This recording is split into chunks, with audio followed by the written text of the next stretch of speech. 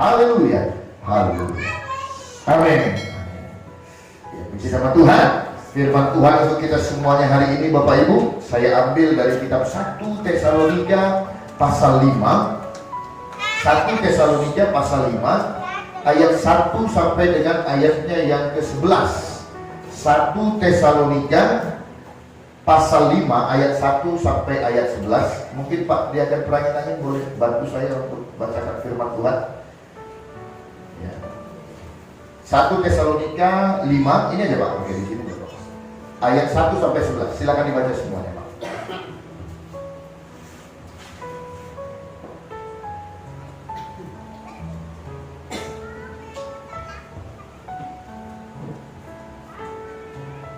Tetapi tentang zaman dan masa, saudara-saudara, tidak perlu dituliskan kepadamu, karena kamu sendiri tahu benar-benar bahwa hari Tuhan datang seperti pencuri pada malam. Apabila mereka mengatakan semuanya damai dan aman, maka tiba-tiba mereka ditimpa oleh kebinasaan, seperti seorang perempuan yang hamil ditimpa oleh sakit bersalin. Mereka pasti tidak akan luput. Tetapi kamu, saudara-saudara, kamu tidak hidup di dalam kegelapan, sehingga hari itu tiba-tiba mendatangi kamu seperti pencuri. Karena kamu semua adalah anak-anak terang dan anak-anak siang. Kita bukanlah orang-orang malam atau orang-orang kegelapan. Sebab itu, baiklah jangan kita tidur seperti orang-orang lain, tetapi berjaga-jaga dan sadar.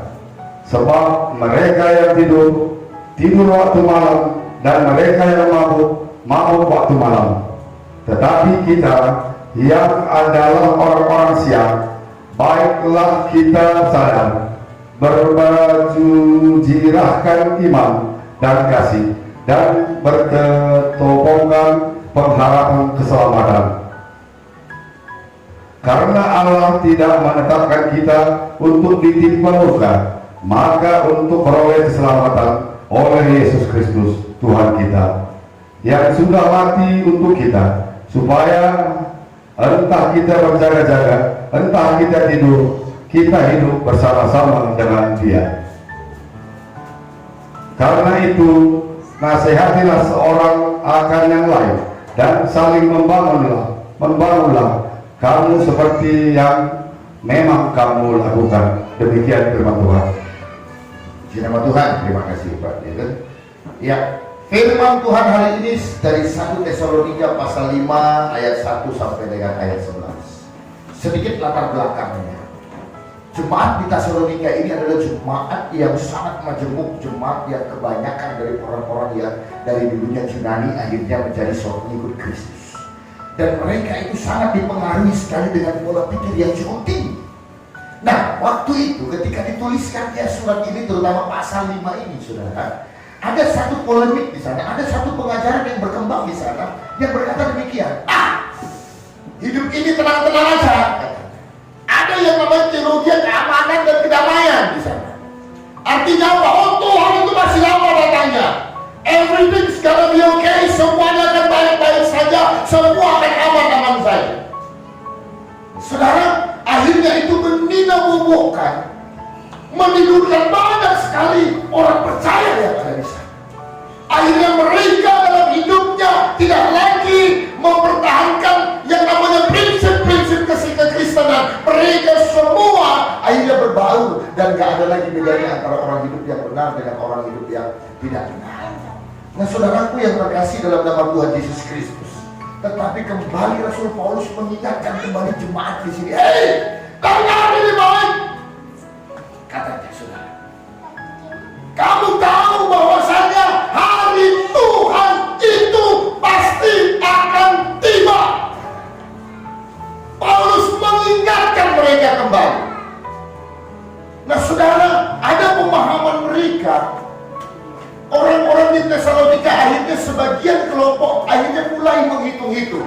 Menurut perkiraan, menurut perkataan Alkitab, dikali-kali, dikurang-kurang, ditambah-tambah kayak rumus togel. Akhirnya mereka menyimpulkan, kedatangan masih lama. sayang saja. Prediksi mereka yang mengatakan Yesus masih lama datang untuk kali kedua, maka mereka membuat mereka berarti tenang, berarti damai, berarti aman. Tetapi Rasul Paulus kembali mengingatkan, tidak ada seorang pun yang tahu kapan Tuhan itu datang. Karena itu kita harus kembali mengingat satu hal, kedatangan Tuhan adalah sesuatu yang pasti akan terjadi. Ada berapa di antara kita yang sering sekali ingat, Tuhan bakal datang nggak ya? Tuhan datang. Andai kata misalnya hujan guntur kayak beberapa waktu belakangan ini kan, badai yang begitu besar, hujan yang apa, ini Tuhan bakal datang nggak ya? Atau jangan-jangan kita nggak pernah mikir Tuhan Yesus bakal datang kedua kali. Apa kata Tuhan ketika dia naik ke surga? Ketika malaikat itu di bawah dan orang semua masih terperangah murid-muridnya. Lalu kemudian malaikat itu bilang, apa yang kau tengok ke atas ya orang Galilea? Yang kau lihat naik terangkat ke surga itu nanti akan turun kembali. Dari awan-awan itu sama seperti dia terangkat naik ke surga. Artinya satu-satu hal yang pasti Tuhan itu akan datang. Orang-orang Tesalonika sebagian mengorak-orak seperti rumus dan menganggap Yesus itu masih lama. Tetapi Rasul Paulus mengingatkan, tidak ada satupun yang tahu kapan Tuhan itu akan datang kembali. Dan dicontohkannya sama kedatangan Tuhan itu, sama tiba-tibanya seperti pencuri yang datang di tengah malam, sama seperti perempuan yang mau melahirkan yang tiba-tiba terjadi kontraksi dan harus melahirkan. Tidak ada yang tahu tepatnya. Saudaraku yang terkasih, hari ini kita mau bicara tentang bagaimana kita harus menyikapi hidup kita di tengah-tengah masa yang sulit ini. Jangan kita menjadi orang yang terlena. Rasul Paulus mencontohkan ada dua bagian. Dan Tuhan Rasul Paulus katakan kepada orang percaya atau kepada kita semuanya hari ini, kamu adalah anak-anak terang, jangan menjadi anak-anak malam, kata Tuhan, kata Rasul Paulus. Apa maksudnya, saudara? Kalau orang yang misalnya secara normal yang bekerja siang, kalau misalnya siang hari atau keadaan terang, itu aktivitas orang pasti sibuk bekerja. Kalau misalnya dalam keadaan sehari-hari, disitulah orang berjualan, disitulah orang melakukan segala sesuatu yang bermanfaat bagi dunia. Sedangkan kalau malam, apa yang sering dilakukan orang? Sebagian besar akan memilih untuk tidur. Nah, kalau tidur kan nggak melakukan apa-apa. Dan kemudian yang kedua yang dilakukan orang kalau nggak tidur, kalau malam-malam, seringkali adalah perbuatan-perbuatan yang tidak benar. Kalau di dalam kitab ini dikatakan mabuk-mabukan, katanya. Bukankah orang mabuk pada waktu malam? Ada nggak orang minum tua siang-siang? Ada juga ya Pak ya. Tapi kurang enak pasti ya, kurang enak. Kami kan lagi bangun pos, jadi semalam bangun pos satpam di komplek kami. Jadi semalam lewatlah ketua komplek. Mau nilai kata itu pas saya lagi duduk di sana. Apa itu dari saya pikir Mira, rupanya tua, mantap kali tua, hebat kata mana? Boleh lah satu gelas, saya boleh satu gelas, ya nggak sampai mabuk gini pulang ke rumah enggak. Saudaraku, maksud saya nggak mengenakan juga kalau minum ternyata siang-siang. Panas, udah terik matahari, malah berkeringat kan pasti nggak enak. Makanya orang sering minum tua malam. Nah saudara, ada dua bagian nih manusia nanti. Ada orang-orang yang terang, ada orang-orang malam. Dikatakan Rasul Paulus dengan ini baik, sebagai anak-anak Tuhan, sebagai orang percaya, you harus tetap hidup sebagai anak-anak terang. Apa yang bisa menguatkan kita? Satu hal yang tetap menguatkan supaya kita tetap terjaga, supaya kita tidak terlena atau lalap di paralel. Kita pikir hidup ini akan begitu saja. Tiap hari aku akan cari uang, tiap hari aku akan begini, tiap hari. Enggak, hidup kita pasti ada akhirnya. Kalau belum Tuhan Yesus datang, setidaknya kematian akan menanti kita untuk berakhir di dunia ini. Makanya kita sering tersombong kan ya Pak. Tiba-tiba barusan kita cakap-cakap sama dia atau chatting di Facebook, tiba-tiba besok udah meninggal. Tidak ada yang tahu. Kematian sekarang begitu cepat, Bapak Ibu. Tidak ada yang bisa menyangka. Nah saudaraku yang terkasih dalam nama Tuhan Yesus Kristus, artinya setiap orang percaya ada limit waktu kita. Nah karena itu ketika belum tiba limit kita, jangan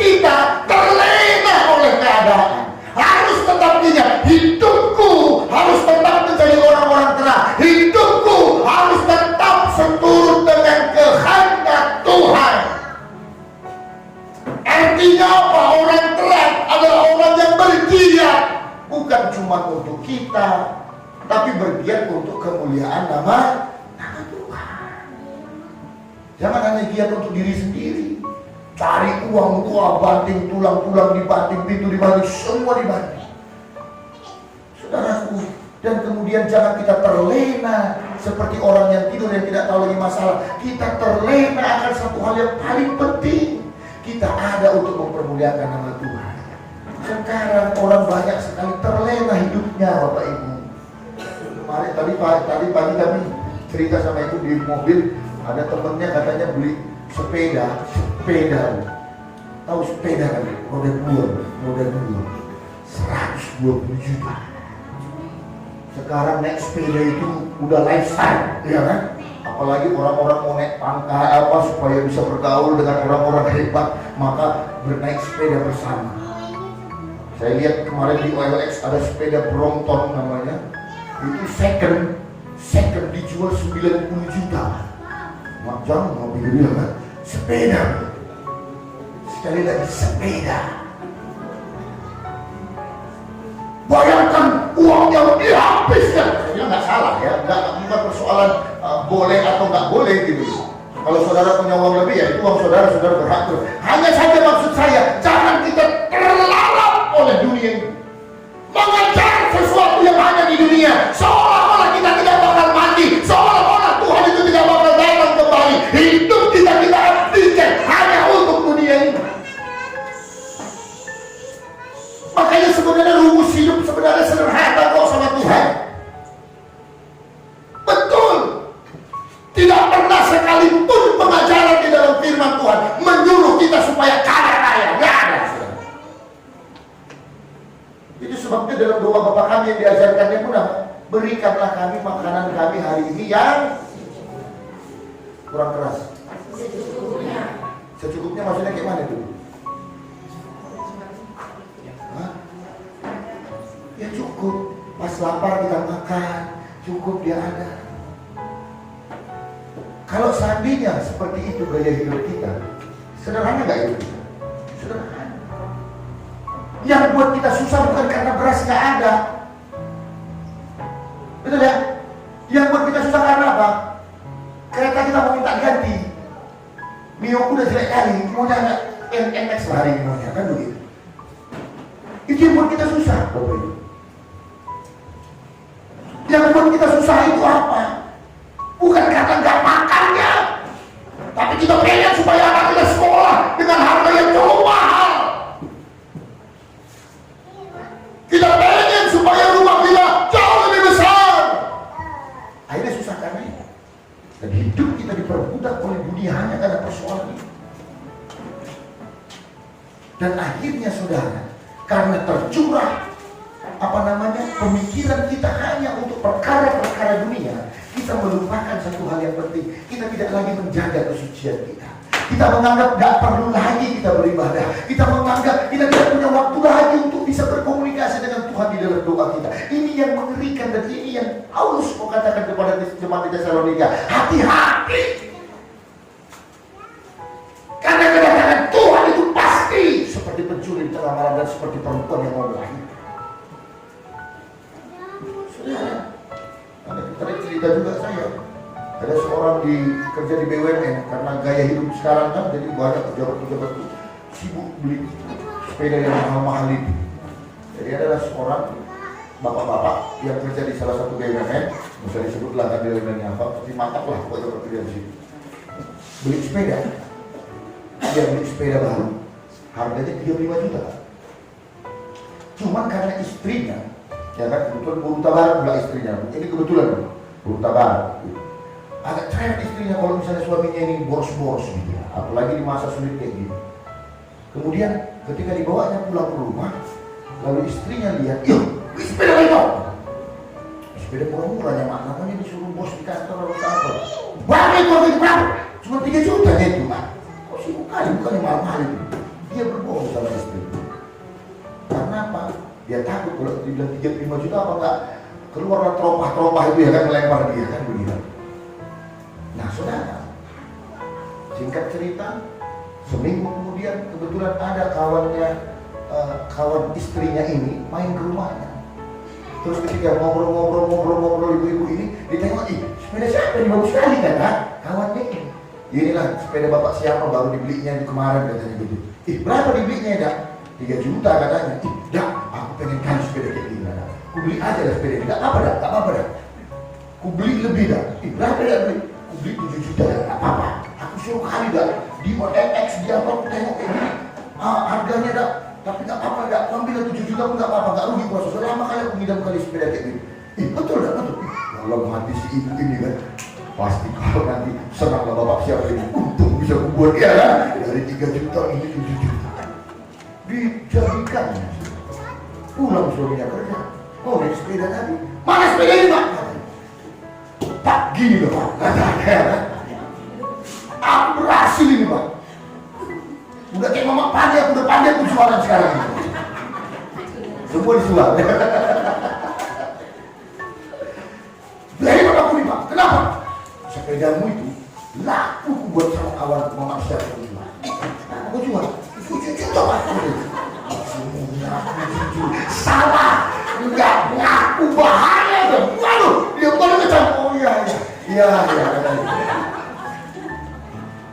Besoknya dia ke rumah kawannya itu lagi tak tolong lah itu, balik ke sepeda itu, kembali ke uang 7 juta itu. Ini ku beli ini Pak Pur dia itu, aduh orang ketahuan. Aku nggak berani bilang karena orang rumahku nanti pasti ribut gini. Tak tolong, untung baik kawannya itu, dikembalikan lah sepeda.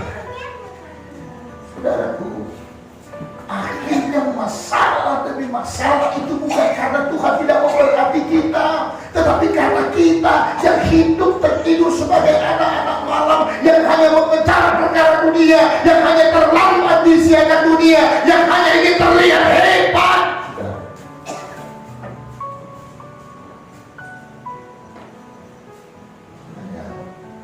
Ketika kita pindah, ketika kita membersihkan besar-besaran rumah kita bingung. Banyak kali pakai bajunya, udah sampai nggak muat. Bukan perkara baju tak ada, tapi kita selalu menginginkan lebih yang sesungguhnya tidak terlalu penting dalam hidup kita. Saudaraku yang terkasih dalam nama Tuhan Yesus Kristus, akhirnya Rasul Paulus katakan apa? Kamu adalah anak-anak terang dan anak-anak siang.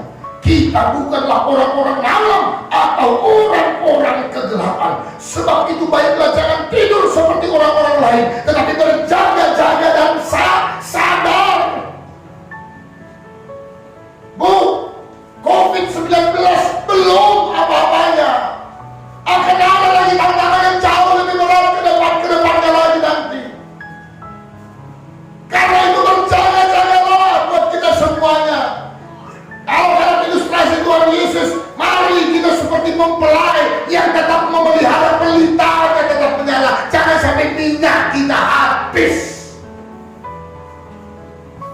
Jangan sampai padam.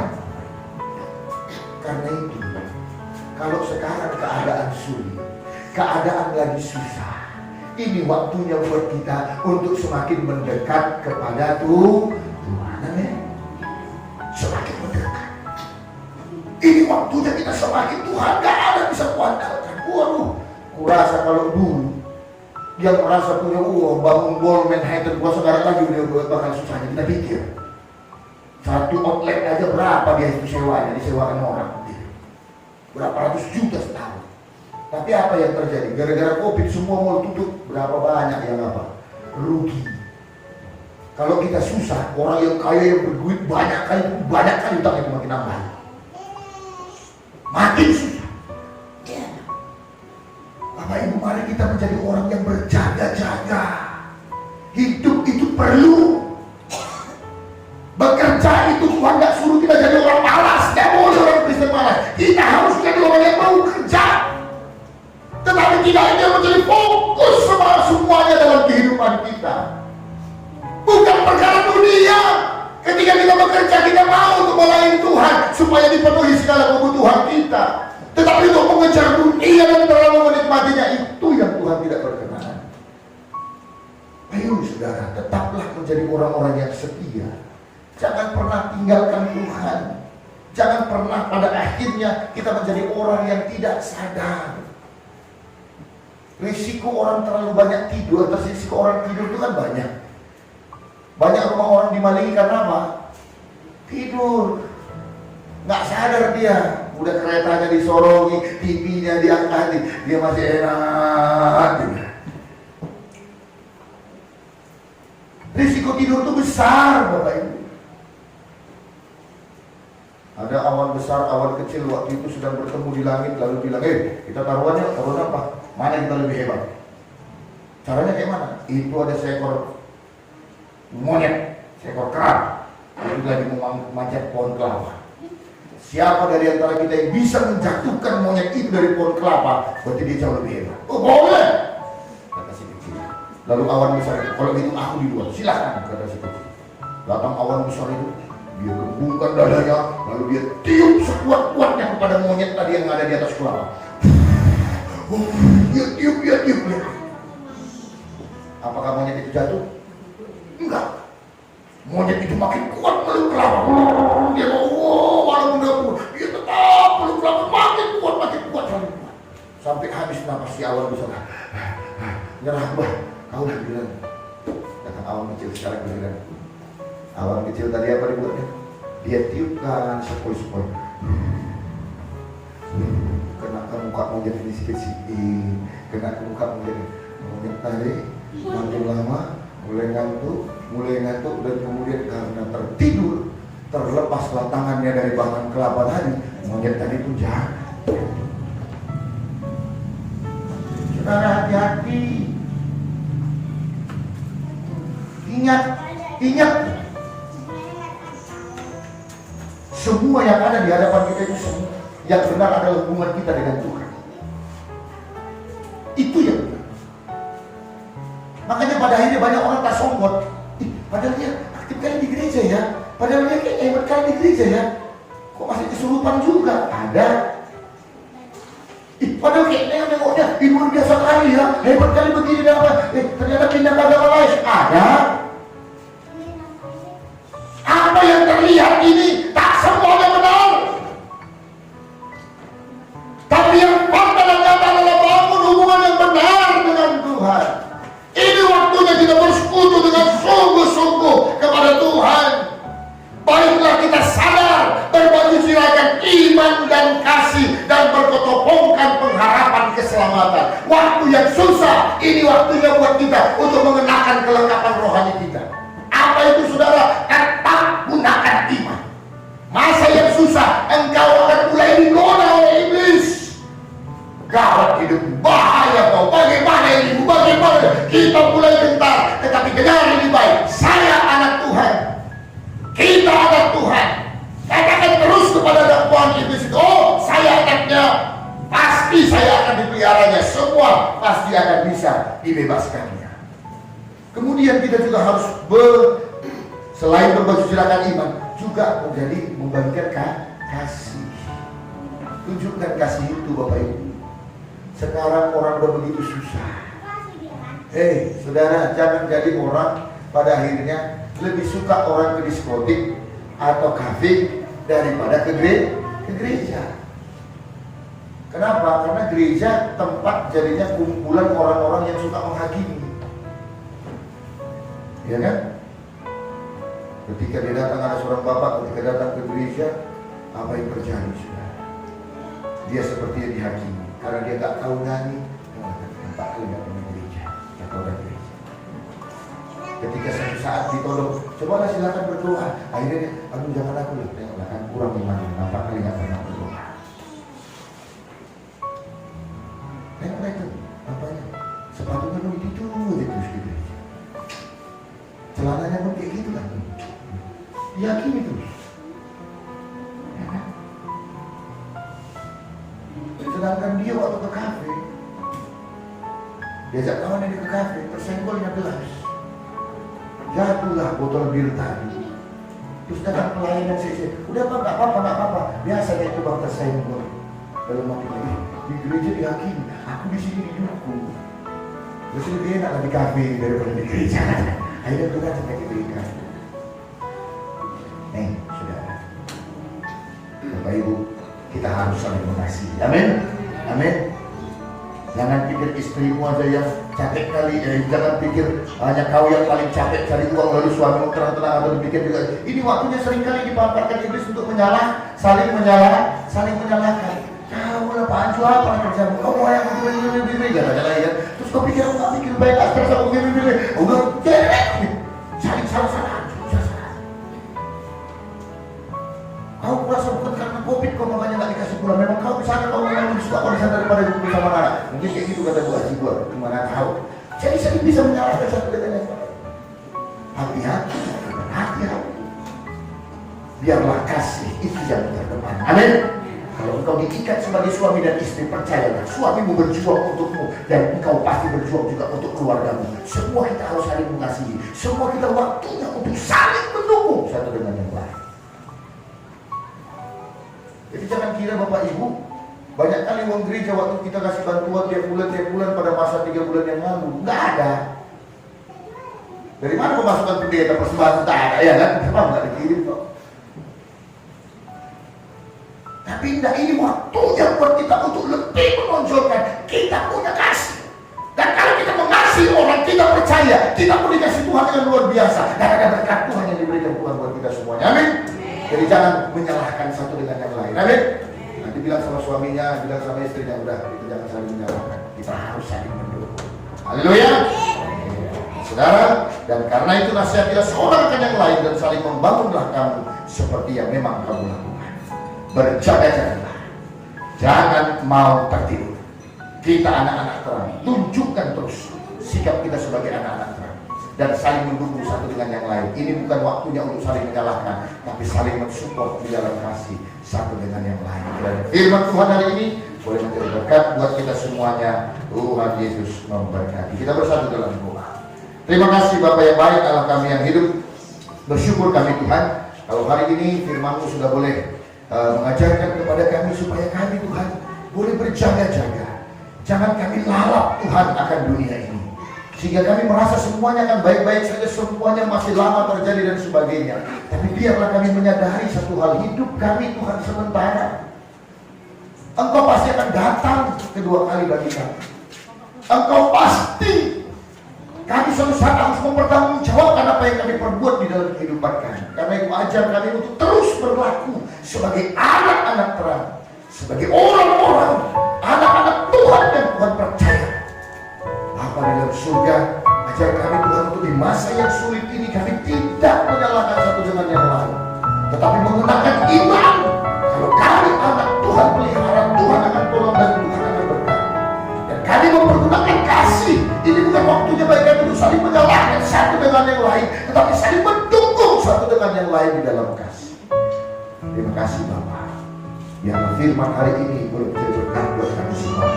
Firman hari ini akan menjadi sulur dan terang dan menerang bagi langkah. Terpujilah nama Tuhan, inilah doa kami, dan kami akhiri kebenaran firman-Mu pada pagi hari ini dalam nama Putra-Mu yang kudus, Yesus Kristus, Tuhan dan Juru Selamat kami yang hidup. Haleluya, haleluya. Amin.